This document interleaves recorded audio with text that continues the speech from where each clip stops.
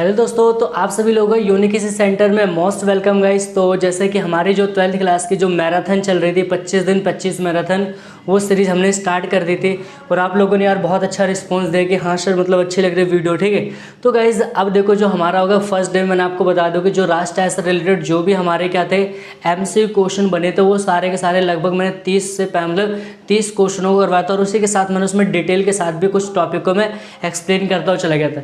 तो guys finally क्या होता है, अगर आप में से ऐसा कोई स्टूडेंट है जिन्होंने नहीं देखी है ना यार, आप सबसे पहले तो इस वीडियो को ना क्या करो, इसको देखो। अगर आप पहली बार आए ना तो वीडियो को पूरी देखिए और इससे पहले आप जाके डे फर्स्ट देखिए। ठीक है, बात समझ नहीं आता। और ये चैनल ने यार क्या मतलब कहता है वीडियो को ना अपने दोस्तों के बीच में आज अपने मतलब ग्रुप वगैरह उसमें हर एक के पास ही पहुंचा दे, एक बच्चे के पास पहुंचा दो। क्यों? क्योंकि अगर कोई भी बच्चा मतलब एग्जाम के 25 दिन पहले ना अगर इकोनॉमिक्स की यार ये वीडियो देखता है ना, बहुत ज़बरदस्त वीडियो रहेगी, उसके जो मार्क्स होंगे ना अब बहुत अच्छे आएंगे। ठीक है, ये मेरी गारंटी है। ठीक है, और आगे की जो मेहनत होगी यार मैं आपके पूरी तरह से लगा हूँ, उसकी बिल्कुल टेंशन मत लीजिए। हर एक क्वेश्चन हर एक चीज़ों को मैं आपको डिटेल में करूँ, बस करना 25 आपको करना बैठ के 25 दिन की वीडियो 25 मैराथन को देखना है। ठीक है, इसके नोट्स वगैरह बनाना, बाकी चीज़ें आपको मैं करवाऊँगा, उसकी टेंशन नहीं लेना है। ठीक है, तो अब देखो यहाँ पर हम बात करेंगे, आज हमारा सेकंड डे है। ठीक है, डे 2। ठीक है, 25 दिन 25 मैराथन का सेकंड डे है। ठीक है, इसमें क्या होगा तो गाइज मैं आपको बता दूं, सबसे पहले इस वीडियो में हम क्या शुरू करेंगे, क्या रहेगा। देखो रहेगा हमारा जो राष्ट्र का टॉपिक था वही टॉपिक सारे रहेंगे, लेकिन हमारा एक पर्टिकुलर टॉपिक हमारा क्या आता है, कथन आधारित प्रश्न। क्या रहेगा हमारा, स्टेटमेंट बेस्ड क्वेश्चन होगा। ठीक, ये पेपर में यार बहुत बार आया हुआ बच्चों के, मैं कहता हूँ ऑफलाइन भी अगर बच्चों से इसका फीडबैक लिया था ना तो उनका यही रिव्यू रहता है कि सर मतलब इन क्वेश्चनों में हमें समझ नहीं आता करना क्या होता है, क्या करना होता है। तो भाई आप लोग बिल्कुल टेंशन मतलब आपके ठीक है सर हैं, आपके भाई है, ठीक कुछ भी यार कहिए, ठीक बड़े भाई के तौर पर भी आप उसको मान लो कोई दिक्कत, मैं आपको करवाऊंगा क्वेश्चन को, बिल्कुल कुछ नहीं होता। अगर आपको थोड़ी सी चीज़ें आपको अगर आप चीज़ों को लेकर थोड़ा सा अवेयर हो तो इसमें कुछ टफ मतलब नहीं होता। और ये क्वेश्चन आपका 3 से 4 नंबर का आता है, बात सुनिए यहाँ तक। तो यहाँ पर देखो हम क्या करेंगे, एक एक क्वेश्चन को डिसाइड करूँ। पहले आपको मैं बताऊंगा क्वेश्चन पूछने का पैटर्न क्या होता है। देखो ये क्वेश्चन होगा ना, जितने भी आपके चैप्टर ना हर एक टॉपिक में मतलब आपको क्या क्या डिटेल में पूछा था। ठीक है, अब जिस बच्चे ने चीज़ों को डिटेल से पढ़ा होगा, हर एक चीज़ को बड़ी बारीकी से पढ़ा होगा ना, वो इसका क्वेश्चन का आंसर बहुत ईजिली दे सकता है। और कुछ तो होते हैं कि मतलब वही होता है तुक्का मारने वाली बातें होती है। ठीक है, तो देखो तुक्के से चीज़ें नहीं होती, बाय द वे कहीं आपका चल जाता है ठीक है, अदरवाइज आपसे पॉसिबल नहीं। लेकिन हम क्यों ना तुक्के के अलावा क्या होता है कि हम बिल्कुल अच्छे एक कॉन्फिडेंस के साथ करें क्वेश्चन कि हाँ हमें क्वेश्चन आता है, ताकि और दूसरे को भी बता सके। ठीक है, ये क्वेश्चन देखो गाइस देता कैसे पेपर में। ठीक है, तो सबसे पहले क्या करेगा, जो क्वेश्चन होगा आपके पेपर में एग्जाम में, तो आपके पास एक जैसे मान लो क्वेश्चन नंबर फर्स्ट कह रहे हो, ठीक है, तो वहाँ पर आपको 2 स्टेटमेंट दे देगा। क्या करेगा, 2 स्टेटमेंट दे देगा। क्या करेगा, 2 स्टेटमेंट आपको दे रखी है और इसके नीचे क्या करेगा, आपको यहाँ पर 4 ऑप्शन दे देगा। मैं क्या कह रहा हूँ मतलब, या फिर आप ऐसे मान लो कोई नहीं कि मतलब आपके पास 2 स्टेटमेंट आ गई है, फर्स्ट और सेकेंड, 2 से ज़्यादा स्टेटमेंट नहीं होते गाइस। ठीक है, तो 2 स्टेटमेंट देगा पेपर में और उसके कहेगा 4 ऑप्शन। ठीक, अब इस स्टेटमेंट को पढ़ के देखो और आप बताओ कि इनके लिए मतलब स्टेटमेंट के लिए कौन सा ऑप्शन क्या बिल्कुल करेक्ट है, मतलब कौन सा विकल्प सबसे सुटेबल है, अच्छा है। बात सुनिए आता है। अब क्योंकि सर ये तो चलो ठीक है हमें समझ में आता है कि क्वेश्चन कैसा आता है, बट करे कैसे, सवाल हमारा जो फंसता है कि क्वेश्चन को करे कैसे। तो यार चिंता क्यों कर रहे हो, मैं हूँ ना, मैं करो कि ऐसे आपके कम से कम 20 से 25-30 क्वेश्चन करवा के जाऊंगा इस वीडियो में। बस आप लोगों को करना है कि वीडियो को देखना है, 1 से 2 बार देखो मैं क्या कैसे करवा रहा हूँ, क्वेश्चन को कैसे समझना है। ठीक है, चलिए शुरू करते हैं। तो क्वेश्चन हमारा देखो कह रहा है कि क्वेश्चन फर्स्ट क्या कह रहा है, कह रहा है कि कथन है। ठीक है, कह रहा है कथन है में देखो क्या बात कर आपको बताना है। ठीक है, आपको मतलब एक तरह से क्वेश्चन को जज करना है, क्वेश्चन क्या है। कह रहा है कि शुद्ध निवेश एक स्टॉक की अवधारणा है। अब ये ठीक है, दूसरा पॉइंट कह रहा है पूंजी एक प्रवाह की अवधारणा है। यार अब देखो यहाँ पर अगर जिस बच्चे को ना ये क्लियर है ना, ठीक है, जिस बच्चे को अगर ये 2 शब्द क्लियर है ना, तो पेपर में उसका क्वेश्चन मतलब आंख बंद करके आंसर मारेगा। बात समझ रहे हैं क्यों? अब देखो शुद्ध निवेश एक स्टॉक की अवधारणा बता, आप ही सोचो स्टॉक क्या होता है, मेरे को कमेंट करके आप लोग बताइए कि स्टॉक क्या होता है, स्टॉक के कीवर्ड डालिए, समझा रखा मैंने ना, तो बिल्कुल आप लोग उसको बिल्कुल शर्माना नहीं है। ठीक है, डालिए। तो देखो निवेश कह रहा है कि शुद्ध निवेश, शुद्ध निवेश का मतलब क्या होता है कि जो हम नेट इन्वेस्टमेंट करते हैं। ठीक है, तो क्या कह रहे हैं कि जो शुद्ध निवेश होता है स्टॉक की अवधारणा है। यार कैसे होगी स्टॉक, स्टॉक का मतलब होता है कि जब हम किसी ठीक है, स्टॉक एक प्रकार की मतलब स्टॉक वह चर होता है जिससे क्या होता है, जिससे एक समय बिंदु पर मापा जाता है। भाई क्या, एक निश्चित समय बिंदु पर। ठीक है, तो यहाँ पर जो भी हम इन्वेस्टमेंट करते हैं निश्चित बिंदु पर करते हैं, नहीं वहाँ पर हमारी अवधि की बात होती है ना। बात सॉरी यहाँ पर किसकी बात होती है, हमारी अवधि की बात होती है। ठीक है, तो पहली स्टेटमेंट तो भाई हमारी क्या गलत है। बात सॉरी यहाँ तक इस तरह से आपको क्वेश्चन क्यों, क्योंकि आपने उसके बारे में पढ़ा है। दूसरा कह रहा है गाइस, कह रहा है कि पूंजी एक प्रवाह की अवधारणा है। कह रहा है कि पूंजी एक प्रवाह, देखो फिर क्वेश्चन कह रहा है, अगर आपने इसको डिटेल में मेरी वीडियो को देखा होगा तो मैंने आपको लिखवा रखा है कि जो पूंजी होता है ना वो एक प्रकार का स्टॉक होता है। मतलब इसको देखो, मतलब जो शुद्ध निवेश का यहाँ पर बात कही, ये होना चाहिए था और ये होना चाहिए, लेकिन इन्होंने उल्टा दे दिया। इसी में आपको समझना, पूंजी का मतलब क्या होता है कि पूंजी चर की वह अवधारणा होती है, मतलब प्रवाह जो होता है चर की वह अवधारणा होती है जिसे एक समय, निश्चित समय बिंदु पर मापा जाता है। वास्तव यहाँ तक क्या होता है, जिससे एक निश्चित समय, तो हमारे यहाँ पर जो मतलब एक निश्चित बिंदु पर मापा जाता है, ठीक है। तो यहाँ पर देखो हमारा निश्चित समय बिंदु क्या स्टॉक कहलाता है ना, लेकिन उसके साथ तो इसको किसको अटैच कर रखा है, प्रवाह को। तो कहने के हमारे दोनों स्टेटमेंट क्या हो गए, गलत हो गए। अब आप उसमें देखो भाई, अब आप उसमें देखो कौन सा स्टेटमेंट जिसमें दोनों कह रही कथन ये सत्य और सही, ये बिल्कुल होगा, नहीं होगा, ठीक है।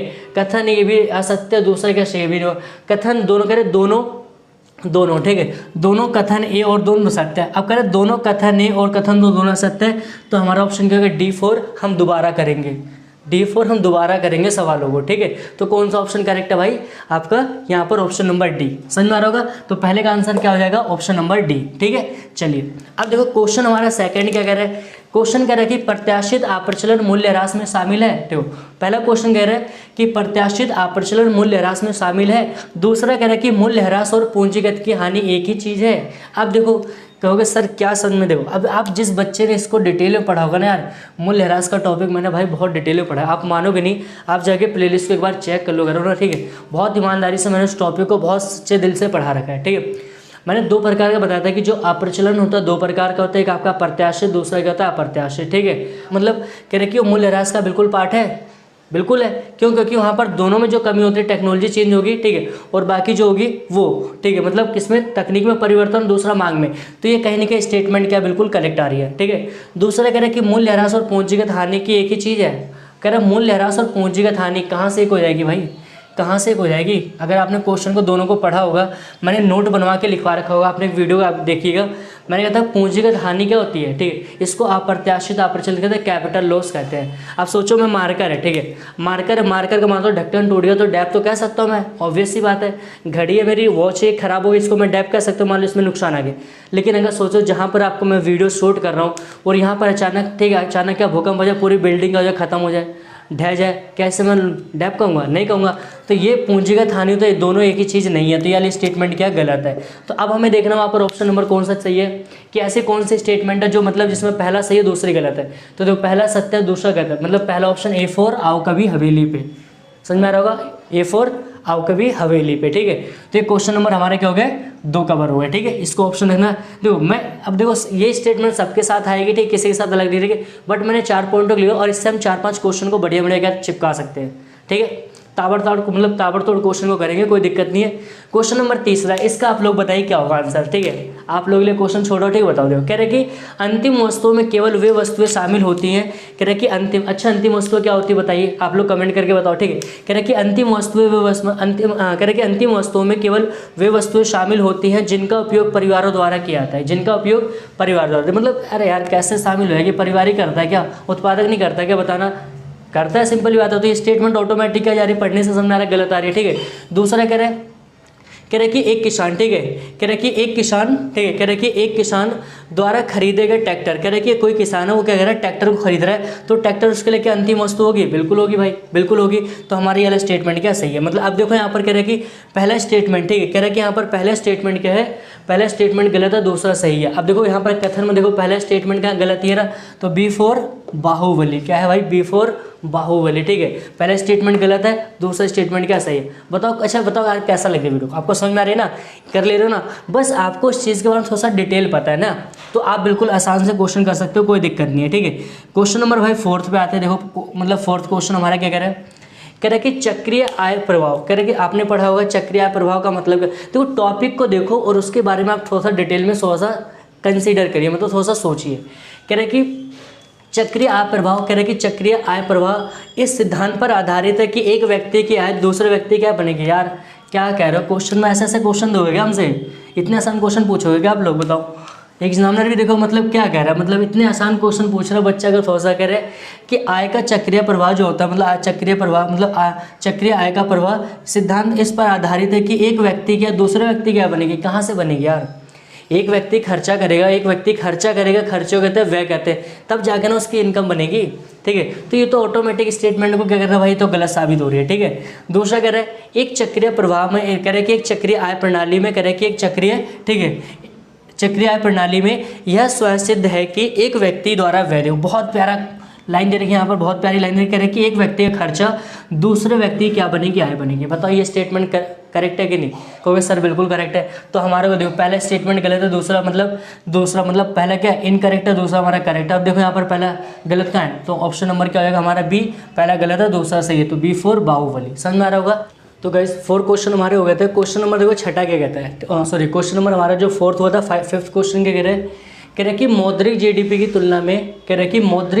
तुलना में वास्तविक जीडीपी आर्थिक विकास की तुलना में बेहतर है। मतलब कह रहे कि जो मौद्रिक जीडीपी होता है वो, ठीक है, कह रहे कि मौद्रिक जीडीपी की तुलना में वास्तविक जीडीपी की विकास तुलना में बेहतर हो सकता है, विकास की तुलना में बेहतर हो सकता है। अब देखो जिस बच्चे ने भाई, ठीक है, जिस बच्चे ने भाई अगर ये क्वेश्चन पढ़ा होगा ना मौद्रिक जीडीपी के बारे में, अगर उन्होंने डिटेल से पढ़ा होगा, और दूसरा क्या होगा वास्तविक, देखो बार बार घूम फिर क्वेश्चन इसी से रिलेटेड आ रहा है। ठीक है, तो बच्चा क्वेश्चन बहुत आसानी से कर सकता है, हैंडल कर लेगा, इसमें कोई दिक्कत बिल्कुल नहीं आएगी। ठीक है, अब देखो गाइस मौद्रिक जीडीपी का मतलब क्या होता है, मैं आपको थोड़ा सा, क्योंकि मे भी आगे क्वेश्चन और भी हमारे इसी से रिलेटेड है। ठीक है, थोड़ा सा मैं बता दूं हिंट। ठीक है, मौद्रिक जीडीपी का मतलब क्या होता है, तो गाइस जो मौद्रिक जीडीपी होता है, ठीक है, देखो जो मौद्रिक जीडीपी होता है, ठीक है, मौद्रिक जीडीपी का मतलब क्या होता है कि जब हम जीडीपी का अनुमान, ठीक है, जब हम जीडीपी का अनुमान क्या होता है चालू वर्ष की कीमतों के आधार पर लगाते हैं, तो उसे मौद्रिक जीडीपी कहते हैं। इनफ है, इतना याद रखना। और दूसरा वास्तविक जीडीपी का मतलब क्या होता है कि जब हम क्या होता है कि जब हम वास्तविक, मतलब जब जीडीपी का अनुमान क्या होता है हम आधार वर्ष की तुलना में लगाएंगे तो हमारा क्या वास्तविक कहलाएगा। ठीक है, अब देखो कोई भी चीज़ हम मतलब आधार वर्ष से कंपेरिजन करेंगे तो वो ज़्यादा बेटर होती है और ज़्यादा करंट के प्राइस पे। ठीक है, तो कहीं ना कहीं ये क्या हमारी मौद्रिक जीडीपी से काफ़ी बेहतर होती है इकोनॉमी के लिए। ठीक है, तो लाइन ये वगैरह है कि मौद्रिक जीडीपी की तुलना में वास्तविक जीडीपी अर्थव्यवस्था की विकास की तुलना में बेहतर है। बिल्कुल स्टेटमेंट भाई बहुत करेक्ट है, एग्जैक्ट करेक्ट आंसर है। ठीक, क्यों? क्योंकि इसके बेस पे ज़्यादा हमारा मतलब ये कह रहा है कि वास्तविक जीडीपी मौद्रिक जीडीपी की तुलना में बेहतर है, बिल्कुल बेहतर है। ठीक है, दूसरा पॉइंट कह रहे हैं, देखो दूसरा कह रहे हैं कि वास्तविक जीडीपी कह रहा है, अब देखो वास्तविक जीडीपी की पूरी परिभाषा दे रखी है उन्होंने, मैंने क्या बताया आधार वर्ष सारा भाई दिख रहा है, बिल्कुल क्वेश्चन को पकड़ो और आंसर आएगा, क्वेश्चन का कीवर्ड्स पकड़िए आंसर आएगा आपका। ठीक है, बिल्कुल करो कि यार अगर आप लोगों ने ऐसा कोई स्टूडेंट है जो हमारा सेकंड डे क्या दे रहा है, मतलब डे 2 देख रहा ना, अगर डे 1 आपने नहीं देखा ना गाइस, आप लोग पहले 1 देख लो, बात समझिए, पहले आप जाके 1 देखो, उसमें मैंने बहुत बेहतरीन क्वेश्चन करवाए हैं जो MCQ से रिलेटेड सारे क्वेश्चन है, बहुत प्यारे क्वेश्चन करवा रखे हैं। ठीक है, जो दूसरा कह रहे कि वास्तविक जीडीपी किसी दिए गए आधार वर्ष की कीमतों पर अनुमानित वर्षों के दौरान, सिंपल बात है वास्तविक जीडीपी कह रहा है, ठीक, आधार वर्ष का दोनों बातें ठीक ठाक जा रही है। ठीक है, समझ में आ रहा है कि कीमतों पर अनुमानित वर्ष, अनुमान भी लगाया जाता है, अच्छी बात है। ठीक है, के दौरान उत्पादित अंतिम वस्तुओं और सेवाओं के मौद्रिक मूल्य का योग होता है। बिल्कुल भाई, बिल्कुल बहुत अच्छा आंसर है, बहुत प्यारा। ठीक है, मतलब कि दोनों स्टेटमेंट हमारी बिल्कुल क्या ट्रू है। ठीक है, तो अब ऑप्शन देखिए हमारा जी, ऑप्शन कौन सा दोनों में, जहाँ पर पहले में देखो कह रहा है कि एक सत्य नहीं हो सकता, दूसरे में कह रहा है कि असत्य सत्य नहीं हो सकता, कह रहे कि दोनों कथन A और 2 क्या सत्य है, मतलब C4 का होना प्यार है। ठीक है, तो ये हमारा ऑप्शन कौन सा सही है, C। समझ में आ रहा होगा। तो बिल्कुल देखो कुछ नहीं, क्वेश्चन में यार बिल्कुल लड्डू क्वेश्चन होते हैं, बस आपको थोड़ा सा चीज़ों के बारे में जो कीवर्ड होता है ना उसको बस थोड़ा सा पकड़ के रखो और कुछ नहीं। ठीक है, अगला क्वेश्चन गाइस देखो क्या कह रहा है हमारा, कह रहे भ्राताओं का कोई बाजार नहीं होता है। ठीक, अच्छा अब मैं नहीं कह रहा हूँ कि इसमें देखो, मैं कह रहा हूँ कि हर एक क्वेश्चन में यार कीवर्ड पकड़िए। ठीक है, हर एक क्वेश्चन में कह रहा हूँ कि कीवर्ड पकड़ो, यहाँ पर कह रहा भ्राताओं, ठीक है, बात सुन यहाँ पर। ठीक है, कह रहा भ्राताओं का कोई बाजार नहीं है जिसमें उन्हें खरीदा एवं बेचा जा सकता है। सिंपल ही बात है। अब यार कोई बताएगा भ्राताएं क्या होती है, कमेंट सेक्शन में जाइए, कमेंट करो, 2-4 कमेंट यार मारो बढ़िया से दबा कर, वीडियो को ना यार लाइक में बिल्कुल करें यार। आप लोगों से ना बार बार मैं कह रहा हूँ कि जो लाइक होता है ना, लाइक में बिल्कुल भी कमी मत करिए। ठीक है यार, इसी पे तो हम लोग मतलब टिके हुए कि हाँ चलो आप लोग थोड़ा सा लाइक करोगे। और देखो जब लाइक वगैरह करोगे ना तो ये क्या होता है, जो यूट्यूब होता है ना, ये वीडियो क्या होता है बच्चों को जो मतलब देखते हैं ना उनके रिकमेंड में भेजता है। ठीक है, ताकि बच्चे क्यों, क्योंकि इसको काफ़ी बार देखी जा रही है। ठीक है, तो आप लोग यार ज़्यादा से ज़्यादा अपने दोस्तों के बीच में वीडियो को शेयर भी करते रहिए। ठीक है, तो देखो भ्राताओं का मतलब क्या होता है, मैंने बताया था कि भ्राता एक ऐसी प्रक्रिया होती है जिसमें कोई भी व्यक्ति अगर कोई क्रिया करता है तो उसको किसी भी प्रकार से हम दंडित नहीं कर सकते, मतलब किसी भी प्रकार से हम पनिशमेंट नहीं कर सकते। ठीक है, ये बताया था। फिर मैंने आपको बताया सकारात्मक और नकारात्मक में क्या, देखो डिटेल में जाना तो आप प्लेलिस्ट को चेक करो। ठीक है, तो ये मैंने आपको कह रहा कि भ्राता को कोई बाजार नहीं होता जिनमें, बिल्कुल बात है, क्योंकि भ्राता देखो कोई मार्केट थोड़ी होती है यार, ठीक है। ये सिंपल ही बात है कि एक प्रकार की प्रोसेस होती है, क्रिया होती है, ठीक है। ये पहले स्टेटमेंट हमारी बिल्कुल करेक्ट जा रही है, ठीक है। दूसरे कह रहे भ्राता अनिवार्य रूप से एक अर्थव्यवस्था में राष्ट्रीय आय वाजिबा, देखो क्या क्वेश्चन कह रहे हैं, राष्ट्रीय वर्ड इसमें घुसा दिया गया है, क्या कह रहे हैं, राष्ट्रीय, ठीक है। अरे भ्राताओं का मतलब कोई काम होगा, ठीक है, कोई क्रिया होगी, तो कह रहे हैं कि भ्राता अनिवार्य रूप से एक अर्थव्यवस्था में राष्ट्रीय अथवा कल्याण को बढ़ाती है। अगर क्वेश्चन में गाइस देखो इसमें कैच क्वेश्चन में क्या दे रखा है, अगर क्वेश्चन में यार, अगर क्वेश्चन में ना ये राष्ट्रीय वर्ड हटा देता ना तो ये भी स्टेटमेंट क्या बिल्कुल ट्रू जाती है, ये भी स्टेटमेंट बिल्कुल क्या बिल्कुल करेक्ट होती है। लेकिन उसने क्या कर दिया, बच्चों का सेंस चेक करने के लिए, ठीक है, बच्चों को जानने के लिए बच्चा चीज़ों को किस प्रकार से एनालाइज करता है, ठीक है। तो यार मैं कह रहा हूँ कि वीडियो देखो, आपको एनालाइज की जरूरत नहीं, क्योंकि सारा कुछ हम करके लेके आए, ठीक है। हमने भी इस पर बहुत सारी रिसर्च की, क्वेश्चन को, ठीक है, कैसे चीज़ों को रखा गया पेपर में, एक वर्ड्स को मैंने आपको बढ़िया से डिटेल में एक्सप्लेन करो, ठीक है। रिसर्च की छोड़ो, आप लोग बस ये देखो कि हाँ क्वेश्चन को कैसे बताया, कैसे हमें क्वेश्चन का पैटर्न को समझना है, ठीक है। तो यहाँ पर देखो अगर राष्ट्रीय वर्ड नहीं देता तो ये हमारा स्टेटमेंट क्या होती है, बिल्कुल ट्रू होती है। बट जैसे ही राष्ट्रीय वर्ड इसके अंदर डाल देगा ना, स्टेटमेंट हमारी क्या हो गई, गलत हो गई। तो गाइस अब देखो पहली स्टेटमेंट कौन सी सही है, पहली हमारी ये रही, दूसरी गलत है। मतलब A4 आओ कभी हवेली पे हमारा पहला क्वेश्चन नंबर क्या होगा, 6 भी हमारा बिल्कुल एग्जैक्ट जा रहा है। समझ में आ रहा होगा, वीडियो को लाइक करते रहिए, ठीक है। क्वेश्चन नंबर 7 देखिए, कह रहे कि कथन का कह रहे कि कारक भुगतानों के कुल मूल्य, कह रहे कारक भुगतानों के, कारक पता है क्या होते हैं, मैंने बताया फैक्टर कॉस्ट क्या होते हैं, फैक्टर मतलब प्रोडक्शन ऑफ फैक्टर कहते हैं, ठीक, मीन्स ऑफ प्रोडक्शन क्या होते हैं, ठीक, मैंने बता रखा होगा।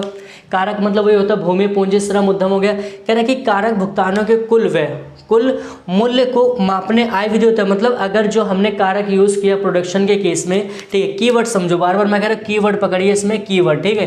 कह रहा कारक भुगतानों के कुल मूल्य के, अब जो भी हम कारक मतलब कि प्रोडक्शन के लिए जो भी हम फैक्टर यूज करते हैं उसके बदले जो भी हम क्या होता है पेमेंट करते हैं, ठीक, तो उनका जो मूल्य होगा, क्या राष्ट्र मतलब कह रहे हैं मूल्य को मापने की आय विधि है। अरे यार कहाँ से आय विधि होगी, तो मतलब ये सारा स्टेटमेंट क्या कह रहा है, ठीक है। देखो एक मिनट रुक जाओ, क्वेश्चन में कुछ कैच है भाई, क्वेश्चन में कुछ कैच है, ठीक है। देखो क्वेश्चन में कह रहा है कारक भुगतानों के कुल मूल्य को मापने की आय विधि द्वारा राष्ट्रीय आय का अनुमान लगाने के लिए बिल्कुल क्या है, सही है। देखो यहाँ यार क्या कह रहा है, कह रहा है कि जब भी हम किसी को कारक देंगे, ठीक, मापने की आय विधि का मतलब अगर मैंने फैक्टर मान लो, ठीक है, मैं यहाँ पर पढ़ा रहा हूँ, मैंने रेंट पे रूम ले रखा है, ठीक है, तो अगर मैं किसी को पैसा दूंगा यार, मैंने सोचो किसी को अगर रेंट पे करूँगा तो उसकी फैक्टर इनकम तो होगी, कारक आय होगी, कारक आय होगी, तो और उस कारक आय को हम कौन सी विधि से निकालते हैं, आय विधि से। तो पहली स्टेटमेंट क्या है भाई, पहली स्टेटमेंट क्या है, बिल्कुल ट्रू है। शब्दों के यार देखो शब्दों के साथ बहुत साथ छेड़छाड़ कर रहा है, ठीक है, शब्दों अगर आपको क्वेश्चन समझ नहीं आता पेपर में दिक्कत होगी। दूसरा हमारा क्या कह रहा है, दूसरा कह रहा है फर्मों द्वारा प्राप्त व्यय को मापने की। देखो अब यहाँ पर देखो क्वेश्चन में कैच देखिए, कह रहा है फर्मों द्वारा प्राप्त व्यय कि मतलब जो भी फर्म होती है, जो भी छोटी मोटी कंपनी होती है वो खर्चा कर रही है, ठीक है, खर्चे करने को मापने से। अब देखो जब हम व्यय कर रहे हैं तो उसमें उत्पादन विधि कहाँ से डाल देंगे, बताइए गाइस, आप ही बताओ। क्वेश्चन में क्या है, आप देखो क्वेश्चन को मैंने इसमें नहीं कि मैंने वैसे क्वेश्चन पेपर में पैटर्न में CBSE पूछ लिया आप लोगों से, ठीक है। तो आप सोचो जब यहाँ फर्मों द्वारा प्राप्त व्यय है, मतलब व्यय कर रहे हैं, तो विधि भी तो व्यय वाली आनी चाहिए, लेकिन उसमें कौन सी विधि डाल रहा है, उत्पाद विधि डाल रहा है, तो कहाँ से होगा, स्टेटमेंट ये क्या गलत है। तो हमारा क्या होता है भाई, पहला स्टेटमेंट क्या सही है, दूसरी स्टेटमेंट गलत है। ऑप्शन को पकड़िए, ऑप्शन कौन सा होता है, पहली स्टेटमेंट ट्रू। देखो ऑप्शन A4 क्या होता है, आओ कभी हवेली पे। तो क्वेश्चन नंबर हमारा क्या होता है 7 में बिल्कुल समझ में आ रहा है, ठीक है गाइस। देखो क्वेश्चन नंबर 8 क्या कहते हैं, क्वेश्चन नंबर 8 क्या कह रहा है, कह रहा है कि मौद्रिक, आगे मौद्रिक GDP बताओ क्या होता है, कहोगे कि चालू वर्ष के बेस पे लगाते हैं, क्या कह रहा हूँ चालू वर्ष के बेस पे, ठीक है। लाइक में बिल्कुल कहूँ, लाइक बिल्कुल ठोको दबा के बढ़िया सा, ठीक है। तो कह रहा है कि मौद्रिक GDP की गणना इस तरह की जाती है, कह रहा है मौद्रिक GDP की गणना इस तरह की जाती है कि वस्तुओं सेवाओं का मूल्यांकन कीमतों के कुछ स्थिर सेट पर किया जाता है, ठीक है। अरे यार क्या क्या मतलब इतना कभी कभी वाहियात क्वेश्चन देते बड़े, ठीक है, मतलब कुछ भी दे दोगे मतलब मान लेंगे है। कह रहा है कि मौद्रिक GDP की बात होती है वर्तमान की, कह रहा है कि इस तरह की जाती है कि वस्तुओं और सेवाओं का मूल्यांकन कीमतों के, अरे कीमतों तो बताते हैं साहब, कीमतें कौन से लोगे आप, कौन से बेस पे। अगर ये हमारे कहते हैं, अगर ये हमारा कहते हैं कि वर्तमान में कहते हैं तो बात तो हजम हो जाती है ना। तो इन्होंने बस कीमतें डाली है, तो हमारी स्टेटमेंट क्या जा रही है, ठीक है, हमारी स्टेटमेंट क्या भाई गलत है, ठीक है। दूसरा देखो क्वेश्चन क्या कह रहा है, स्टेटमेंट दूसरी कह रहा है वास्तविक GDP प्रचलित, क्या देखो क्या कह रहा है फिर, वास्तविक GDP और प्रचलित का मतलब वर्तमान, मतलब क्या कह रहा है। देखो कि क्वेश्चन को क्या समझिए कि जो इसका पॉइंट बनना चाहिए था ना वो नीचे वाले में डाल दिया गया, और जो इसका पॉइंट बनना चाहिए था ऊपर वाले में डाल रहे हैं। ये क्वेश्चन के साथ आपके साथ देखोगे मतलब इतना बड़ा कह सकते हो धोखेबाजी की जा रही है क्वेश्चनों के साथ, ठीक है। तो यही आपको समझना ध्यान से कि जब भी वास्तविक जीडीपी आएगा तो यहाँ पर प्रचलित नहीं होगा, यहाँ पर क्या वर्तमान, लेकिन हमें प्रचलित दे रखा, मतलब गाइस कि हमारा दोस्तों क्या दोनों स्टेटमेंट क्या पूरी तरह से गलत है। ऑप्शन देखो कौन सा है, ऑप्शन हमारा कहाँ देखो कह रहे कि दोनों कथन यहाँ पर सही है तो होगा नहीं, ठीक है। दूसरा देखो दोनों कथन 1 और 2 क्या असत्य है, ठीक है। हमारा क्या होता है डी फॉर क्या होता है दोबारा क्वेश्चन और करेंगे, ठीक है, दोबारा क्वेश्चन और, ठीक है। अब क्वेश्चन नंबर 9 पे चलते हैं, ठीक है। गाइस आप लोगों को वीडियो अच्छी लग रही है यार, वीडियो में लाइक में बिल्कुल भी कमी मत करिए करो, वीडियो के मतलब लाइक में बिल्कुल भी कमी नहीं चाहिए। और वीडियो है ना यार, मतलब आपका बस एक ही काम, देखो पढ़ाने का मेरा छोड़ दो, ठीक है, बाकी जो शेयर लाइक करने का ना आप लोग काम ले लो, बस में बस ये 2 चीज़ करना है कि पढ़ाने का काम, टॉपिक को समझाने का काम हमारे ऊपर छोड़ दो, ठीक है। और लाइक शेयर कमेंट का काम जो भी होता है, चैनल को सब्सक्राइब करना, वो सारे काम आपके ऊपर है, ठीक है ना। बात नहीं आता, अब देखो सारे काम तो मैं नहीं कर सकता, हाँ मैं ही वीडियो को देखूँ, मैं ही वीडियो को पढ़ाऊँ यहाँ पर, फिर उसके बाद मैं लाके वीडियो को लाइक करूँ शेयर करूँ, तो यार ये 2-3 काम की जिम्मेदारी आपकी रहेगी, बाकी मेरी पढ़ाने की जिम्मेदारी मेरी है। कंटेंट को बेहतर कंटेंट आपके सामने रखना वो जिम्मेदारी मेरी रहेगी, ठीक है। हर एक चीज़ों को बहुत अच्छे से, बहुत एक रिलेवेंट, और कहते हैं ना मेन होता है, देखो पढ़ा तो सब रहे वहाँ, अगर आप यूट्यूब पे देखो ना तो यार अनलिमिटेड कंटेंट पड़ा हुआ, ठीक। बात सुनिए क्या अनलिमिटेड कंटेंट पड़ा, बट हमारे पैटर्न जब से चेंज हुआ ना तो उसके अकॉर्डिंग हमारा जो रिलेवेंट कंटेंट हो ना वो देना काम हमारा बेस्ट होगा, ठीक है। तो बस उसके लिए मैं यार रिलेवेंट कंटेंट होगा ना उसकी जिम्मेदारी मेरी होगी, ठीक है। ऐसे ऐसे क्वेश्चन जो आपसे पूछे जा रहे हैं, वैसा नहीं कि हाँ आपको 2012 के क्वेश्चन करो जिससे कोई मतलब लेना देने सवाल नहीं, ठीक है। तो फालतू की चीज़ें नहीं होगी, बस जो रिलेवेंट रहेगा वो सारे कंटेंट आप बिल्कुल इसके साथ हम बिल्कुल भी समझौता नहीं करेंगे गाइस, ठीक है, समझ में आ रहा है, ठीक है। चलिए देखो क्वेश्चन नंबर यहाँ पर कह रहा है कि 9, ठीक है, कह रहे हैं कि क्वेश्चन नंबर 9 देखते हैं हम यहाँ पर, ठीक है। क्वेश्चन नंबर 9 कह रहे हैं कि जीडीपी अर्थव्यवस्था, कह रहे हैं कि जीडीपी अर्थव्यवस्था, ठीक है, कह रहे जीडीपी अर्थव्यवस्था सभी फर्मों के सकल मूल्य वर्धित के योग के बराबर होती है। मतलब कह रहे कि जो जीडीपी होती है, ठीक है, कह रहे जो जीडीपी होती है तो जीडीपी के अंदर जो मतलब एक कहने की हमारी इकोनॉमी होगी, ठीक है, कह रहे जीडीपी अर्थव्यवस्था सभी फर्मों के सकल मूल्य वर्धित हो। अब यहाँ पर देखो फर्म वर्ड का मतलब मैंने कहता है हर एक क्वेश्चन में कैच को पकड़ो, ठीक है, कैच को पकड़े सभी फर्में। फर्मे का मतलब क्या होता है कि जो छोटी छोटी कंपनियां होती है जो क्या होती है सामान का प्रोडक्शन करती है, जो आउटपुट को जनरेट करती है, वास्तव में इनपुट को लेकर आउटपुट जो जनरेट करेगी, ठीक है। तो करेगी जो भी हमारे इकोनॉमी के अंदर क्या होता है कि मतलब सकल तो कहने की मूल्य वृद्धि होता है। आप सोचो जैसे मैं कह रहा हूँ कि एक हलवाई वाला, ठीक है, या फिर एक मान लो फर्नीचर वाला है, उसने मानते 500 रुपये की लकड़ी खरीदी, ठीक है, 500 रुपये की। अब उस लकड़ी को क्या कर दिया उसने कन्वर्ट कर दिया किसमें, चेयर या फिर बेड वगैरह में या आलमीरा के रूप में उसने कन्वर्ट कर दिया। तो बताओ वहाँ पर कह रहे कि सकल मूल्य वृद्धि मतलब कि जो वहाँ पर नेट वैल्यू थी पहले जो लकड़ी की तो उसके मूल्य में कुछ बढ़ोतरी हुई, बिल्कुल ही। तो गाइज ये हमारा जो पहला स्टेटमेंट होगा बिल्कुल क्या होगा गाइज, ये बिल्कुल हमारा क्या करेक्ट होगा, इसमें बिल्कुल भी कोई रिस्की नहीं है कोई, आपको बस ये समझना ध्यान से शब्दों को, ठीक है। अगला पॉइंट कह रहा है, देखो कह रहा है कि अर्थव्यवस्था में क्या कह रहा है कि अर्थव्यवस्था में अंतिम व्यय का योग, कह रहा है कि अर्थव्यवस्था में अंतिम व्यय का उत्पादन के सभी कारकों को, कह रहा है कि एक अर्थव्यवस्था में अंतिम व्यय, ठीक ये समझना ध्यान से, कह रहे कि अर्थव्यवस्था में अंतिम व्यय का योग उत्पादन के सभी कारकों को मिलाकर, उत्पादन के सभी कारकों को मिलाकर जो प्राप्त आय के बराबर होता है। बिल्कुल यार बिल्कुल होता है, ठीक है। मतलब क्या करो जो भी आप खर्चा करोगे, जो भी उत्पादन के लिए खर्चा करोगे तो उसके बाद कहाँ पर करोगे, कारकों को। अब जो कारकों में पूरा को पूरा जो वहाँ पर कारकों से जो आपकी आय मिलेगी तो आय और खर्चा दोनों बराबर होगा, तो बिल्कुल कह रहा है कि एग्जैक्ट क्या होगा भाई, ये बिल्कुल बराबर होगा, ठीक है। तो यार ये देखो हमारा स्टेटमेंट क्या था, दोनों सही है। अब देखो आप लोग कथन में देखो ऐसी कौन सा हमारा जो है जहाँ पर क्या होता है, ठीक है, जहाँ पर कह रहा है कि दोनों स्टेटमेंट सही है, तो ऑप्शन नंबर देखिए ए हमारा होगा नहीं, ठीक है। ऑप्शन नंबर बी में देखो गलत है, पहला दूसरा क्या, ऑप्शन नंबर सी दोनों स्टेटमेंट क्या भाई यहाँ पर हमारी सही है, तो हमारा C4 का होना प्यार है, ठीक है। तो चलिए ऑप्शन नंबर हम क्वेश्चन नंबर देखते हैं हमारा 10 पे, ठीक है। क्वेश्चन नंबर 10 क्या कह रहा है, समझना ध्यान से, ठीक है।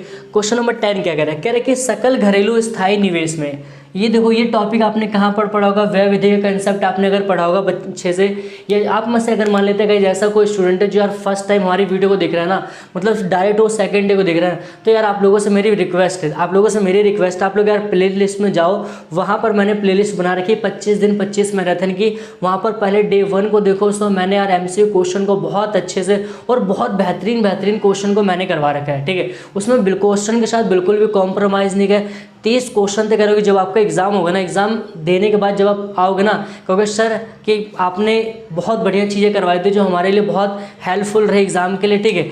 ये चीज़ें आपको देखो मैं बता, और सेम ही चीज़ यहाँ पर रहेगी, ठीक है। करो होना चाहिए भाई, ठीक है। अगर कंटेंट बिल्कुल प्योर है ना, तो चीज़ें अपने आप बच्चों को अगर चीज़ें समझ में आ रही है ना, उससे बेहतर और कुछ नहीं हो सकता है, ठीक है ना। चलिए आगे देखते हैं, ठीक है। अब यहाँ पर कह रहे देखो, कह रहे कि सकल घरेलू स्थायी निवेश, ठीक है, आपने पढ़ा होगा वह विधेयक कंसेप्ट है, ठीक है।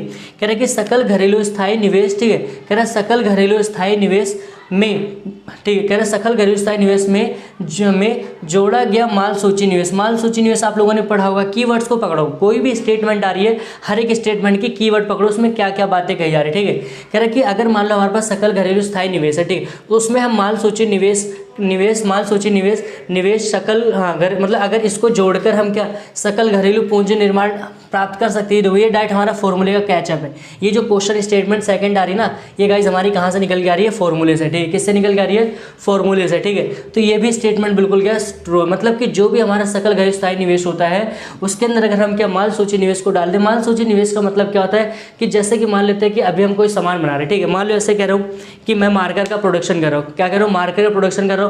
तो मार्कर के लिए मैंने मान लो इसके अंदर जो भी इंक वगैरह की जो रिफिल होती है मैंने वो डाल दी, ठीक है। इसके ऊपर मान लो, बट अभी क्या होगा, मैंने ऊपर कवर ये प्लास्टिक का हो गया, लेकिन इसका ढक्कन वगैरह इसकी निप रह गई, मतलब ये जो इसका कवर रह गया ये रह गया। इसके अलावा इस पर जो पेंटिंग वगैरह करवानी है वो चीज़ें रह गई, ठीक है। तो इस तरह से जो भी हमारा खर्चा होगा ना, वो क्या कहलाएगा यहाँ पर, वो कहलाएगा माल सूची निवेश, ठीक है। तो दोनों स्टेटमेंट यहाँ पर अब देखो, यहाँ पर पहली स्टेटमेंट यहाँ पर से आ रही है, ठीक है। दूसरी स्टेटमेंट देखें, ठीक है। दूसरी स्टेटमेंट को हम देखते हैं, कह रहे कि बिक्री में अप्रत्याशित वृद्धि के साथ माल सूची का अनियोजित संचय होता है। कह रहा कि बिक्री में अप्रत्याशित, इस वर्ड को समझो भाई, बहुत बढ़िया वर्ड है, ठीक है। बहुत कीमती वर्ड है, बहुत प्यारा वर्ड है, बहुत बेहतरीन वर्ड है, ठीक है। अगर जिस बच्चे ने शब्द को समझा ना यार, क्वेश्चन को उसके हाथ में चटका देगा, क्वेश्चन को देख के, क्या कह रहा हूँ, क्वेश्चन को देख के चटकाएगा, ठीक है। कह रहा है कि बिक्री के में देखो अप्रत्याशित वृद्धि का मतलब क्या होता है। मैंने अप्रत्याशित आपको पढ़ा रखा, कहाँ पढ़ा रखा, अगर आपने जाके इससे पहले के जो क्वेश्चन कराना उसमें एक वर्ड ये रिपीट हुआ था, ये रिपीटेशन थी वर्ड्स की, ठीक है। वर्ड क्वेश्चन को यार नया नहीं, बस पैटर्न में था। अगर जिस बच्चे ने 4 से 5 साल के पेपर को लपेट दिया ना बढ़िया से, ठीक है, मतलब 4 से 5 मतलब साल के पहले पेपर को 1 से 2 बार सॉल्व करके जा रहा है ना, उससे बाहर कहीं क्वेश्चन नहीं आएगा यार। लेकिन होता क्या ना, बच्चों की भी यार करते नहीं तो अब क्या करें उसमें, ठीक है। तो बट सारा कुछ हमें करना पड़ता है कि हाँ, तो ये प्रीवियस के पेपर को छांट के क्वेश्चन लाए गए हैं, ठीक है। तो अब देखो बिक्री में कह रहा है कि बिक्री में अप्रत्याशित वृद्धि के साथ माल सूची का संयोजित होता है, ठीक है। तो यहाँ पर कह रहे हैं बिक्री, यार बात करें बिक्री, और यहाँ पर अप्रत्याशित का मतलब क्या होता है, कैपिटल लॉस आपने पढ़ा होगा, पूंजीगत हानि। जिससे क्या होता है, मान लो मैं आपको यहाँ पर पढ़ा रहा हूँ और भूकंप आ गया और पूरे की पूरी बिल्डिंग क्या हो गई, ध्वस्त हो गई, तो उससे क्या मेरी बिक्री बढ़ेगी, बताइए बिक्री बढ़ेगी क्या, नहीं। तो ये स्टेटमेंट क्या हो रही है, गलत आ रही है। तो गाइस देखो यहाँ पर ऑप्शन नंबर पहला, ठीक है, मतलब कहाँ स्टेटमेंट पहले सही है, दूसरी गलत है। तो पहला स्टेटमेंट आपकी सही है, दूसरी गलत है। ऑप्शन हमारा A4 आओ कभी हवेली पे, बात सुन यहाँ पर, ऑप्शन नंबर A4 आओ कभी हवेली पे, ठीक है। चलिए अगला क्वेश्चन देखते हैं। थोड़ा अब स्पीड में थोड़ा सा फास्ट करेंगे क्योंकि मैंने बहुत बेसिक से समझा दिया, ठीक है। थोड़ा सा स्पीड को पकड़ते हैं। कह रहे कि एक फर्म के पूंजी के स्टॉक में, कह रहे कि एक फर्म के पूंजी के स्टॉक में वृद्धि को निवेश के रूप में माना जाता है। बिल्कुल माना जाएगा भाई, बिल्कुल माना जाएगा। कह रहे कि एक फर्म के पूंजी के स्टॉक में जो वृद्धि होती है, मैंने क्या आता है आपसे कहीं नहीं कि यार देखो क्या क्वेश्चन देता है, मतलब क्वेश्चन को देख के ना बहुत हंसी आ रही है। ऐसे ऐसे बच्चे क्वेश्चन मतलब नहीं कर पा रहे, लेकिन अब क्वेश्चन मेरा आप लोग फोड़ के आ जाओगे। क्या करो, क्वेश्चन को अपना फोड़ के आ जाओगे कि हाँ क्वेश्चन क्या था, सर ने हमें समझा दिया था, ठीक है। ये कहीं ना कहीं पहली स्टेटमेंट ना निवेश की परिभाषा दे रही है। क्या होती है मैं बता दूँ, आपको बता होगा, ठीक है, कि पूंजीगत परिसंपत्तियों के स्टॉक में होने वाली वृद्धि को निवेश ही कहते हैं। सर जी यही तो होता है ना यार, फिर भी आप लोग बताओ चीज़ों को नहीं समझ पाते हो, क्या किया जाए। चलो ठीक है, देखो कह रहे कि एक फर्म के पूंजी के स्टॉक में वृद्धि को निवेश के रूप में आना था, बिल्कुल स्टेटमेंट करेक्ट है। दूसरा कह रहा है कि फर्मों द्वारा नियोजित मशीनरी, हाँ आ गया भाई कीवर्ड आ गया, कीवर्ड को लपेटो पहले, ठीक है।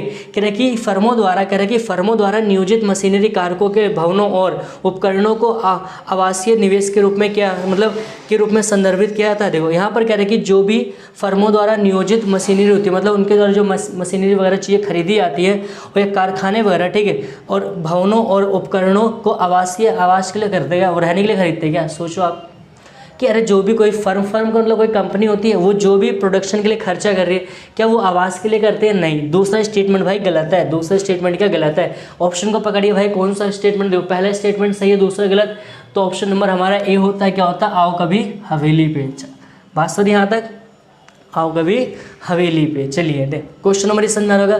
क्वेश्चन नंबर 12 देखते हैं हमारा क्या कह रहा है। क्वेश्चन नंबर बिल्कुल कह रहा हो कि स्पीड पकड़िए फटाफट, क्वेश्चन क्या कह रहा है, ठीक है। कह रहा है कि मध्यवर्ती वस्तुएं वे वस्तु होती हैं, पहला स्टेटमेंट, सॉरी यार माफ़ करना, ठीक है। तो पहले स्टेटमेंट क्या कह रहा है, कह रहा है कि बेकरी के भुगतान, कह रहा है बेकरी के दुकान के मालिक, मतलब बेकरी वाला जो है, कह रहा है कि बेकरी के दुकान के मालिक के द्वारा खरीदा गया रेफ्रिजरेटर एक मध्यवर्ती वस्तु है। मतलब कि जो बेकरी वाला होता है, ठीक, वो क्या कर रहा है, मतलब मशीनरी खरीद रहा है, मतलब क्या हो रहा है, मतलब एक फ्रिज खरीद रहा है, तो क्या उसके लिए मध्यवर्ती वस्तु है, बताइए। कह रहा है कि बेकरी के दुकान के मालिक के द्वारा खरीदा गया रेफ्रिजरेटर एक मध्यवर्ती वस्तु है। आप बताओ गाइस ये क्या होगा इसका, ठीक, इसका बताइए क्या होगा। बिल्कुल ऐसा नहीं, क्यों बताइए। मध्यवर्ती वस्तु देखो, मेन कैच यहाँ पर आपको समझना, मध्यवर्ती वस्तु, मेन क्वेश्चन का जो कीवर्ड यहाँ दे रखा है मध्यवर्ती, ठीक है। मध्यवर्ती वस्तुओं का मतलब क्या होता है, जो प्रोडक्शन में यूज़ होती है, जैसे जो प्रोडक्शन में यूज़ होती है, जैसे मैं मान लो एक लकड़ी वाला, एक जो बढ़ई वाला जो काम करता है, कारपेंटर जो होता है, उसके द्वारा जो लकड़ियाँ यूज़ होती हैं, या जो भी मान लो प्लाई वगैरह यूज़ करते हैं, तो वो सारी चीज़ें के लिए वो आपकी कहलाएंगी, वो आपकी इंटरमीडिएट गुड्स कहलाएगी। मीन्स, या फिर आप समझ सकते हो जैसे चाय वाले के द्वारा क्या होता है, जो भी मतलब चीनी, चाय पत्ती वगैरह जो भी यूज़ किया जाता है, वो सारा क्या मध्यवर्ती। तो पहले स्टेटमेंट क्या भाई यहाँ पर गलत होगी, ठीक है। दूसरा स्टेटमेंट देखिए क्या कह रहे हैं, कह रहे मध्यवर्ती वस्तुएं वे वस्तुएं होती हैं जिनका उपयोग या तो आगे के उत्पादन के लिए, बिल्कुल बहुत प्यारा, बिल्कुल लाइनें करेक्ट जा रही भाई, लाइनों को पकड़ो। कह रहे हैं कि मध्यवर्ती वस्तुएं होती हैं जिनका उपयोग या तो आगे के उत्पादन के लिए किया जाता है या फिर उसी वर्ष के पुनः, बिल्कुल बहुत पढ़ के यार आंसर पता चला कि स्टेटमेंट क्या बिल्कुल सही है। तो अब यहाँ पर देखो गाइस हमारा स्टेटमेंट मतलब कौन सा सही है, जहाँ पर दूसरा गलत और पहला सही है। तो पहला स्टेटमेंट मतलब पहले तो होगा नहीं ऑप्शन गाइस, पहला ऑप्शन तो नहीं होगा, हमारे पीछे क्वेश्चन कहते हैं, ठीक है।